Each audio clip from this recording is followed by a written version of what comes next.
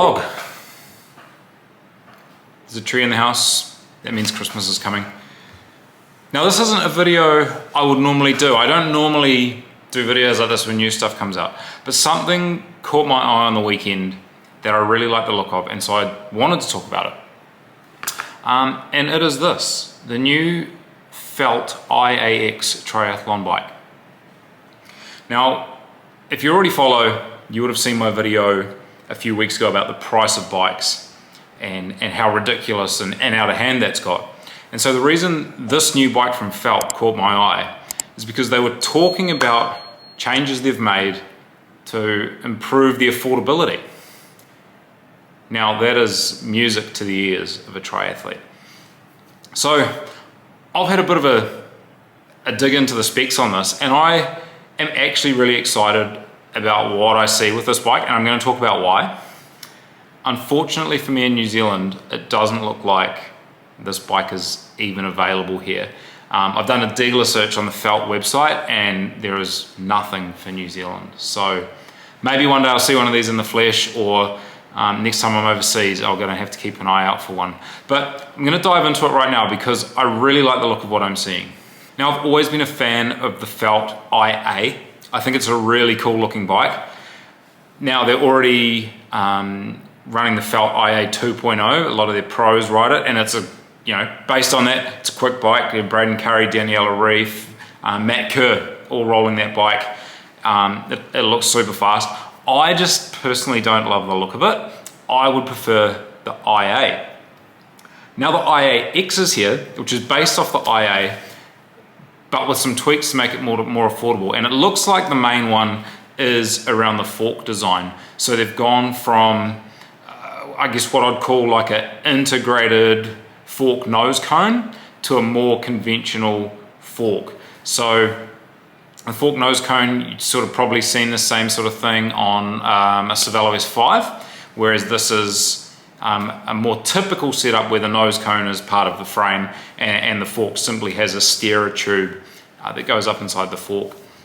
The cool thing about that is it opens up more opportunities for making it easier to get components for fitting. So it should fit more off-the-shelf stems, make it compatible with more off-the-shelf bars. And I note that the IAx all through the range comes with an aluminium base bar and extension setup, probably because Felt know that most triathletes are going to put their preferred front end on it. Not many people buy a bike and run the front end that comes with it. So this is quite good because you're just buying an aluminium base bar and extension combo rather than a full carbon, which is going to be replaced anyway. So I quite like that idea. Aside from that, it looks like a bog standard Felt IA. So it still has the tool storage behind the seat. It's got the bento on the top tube for gels or snacks. And being a P2 rider, Cervelo P2 rider, something I like about the IA is the fact that it's got two bottle mounts within the frame. The Cervelo P2 only has one. So there's three models in the range. They're all the exact same frame, just color difference. From what I can see on the specs, they all come with the same wheels, set of Reynolds AR58 front, 62 rear. They've all got disc brakes, and they've all got electronic group sets, the difference being the high spec one is Ultegra Di2, then there's a SRAM Rival ETAP axis in the middle, and a 105 Di2 at the bottom. So these are all 2x12 electronic group sets, which is awesome. And honestly, I think if I was going to buy one of these, I would probably just buy the 105 Di2 model. I'm not a big fan of SRAM group sets on road bikes, so I would stay away from the Rival option. But going from Ultegra Di2 to 105 Di2, getting a 2x12 with both options, they're very similar, maybe a tiny weight penalty. Neither of them come with a power meter, so you're going to have to buy a power meter anyway. You could do something like getting a 4-eyes power meter retrofitted to a crank arm, which can work with the Ultegra or the 105. And then you've got a really solid tri bike. Looks sick, I reckon. I think they're great looking bikes. Felt's a renowned brand. Electronic group set, can spice it up with some quicker wheels, which is definitely something I'd do. And to be honest, most triathletes do that. They always throw a disc on the back or something like that, and there's very few bikes that come out with a disc from the factory, so that's something that you're always going to have to buy. Now, I had a quick Google around for prices, and I found a price on the Felt IAx 105 Di2 model in my size as well. I'm not going to buy it. 5749 US, which at the moment on our current exchange rate is 9,247 New Zealand dollars.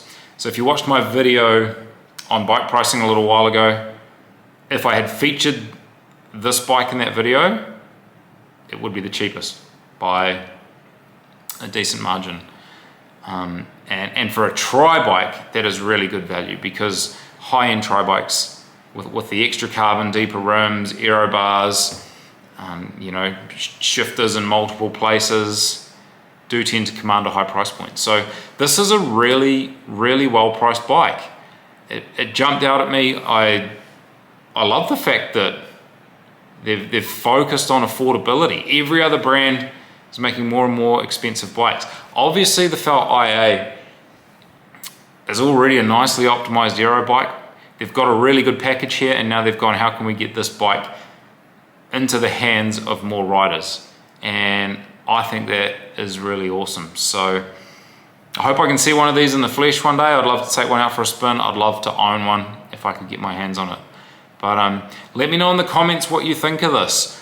As far as I'm aware, this is the only brand at the moment actually talking about trying to make bikes affordable. And I think that is very cool, given the price of bikes and what's going on in the industry at the moment. Let me know. I'd love to hear what you think. And are you going to line up and go buy one? I would if I could. Thank you for watching. Hope you enjoyed the video. See you in the next one.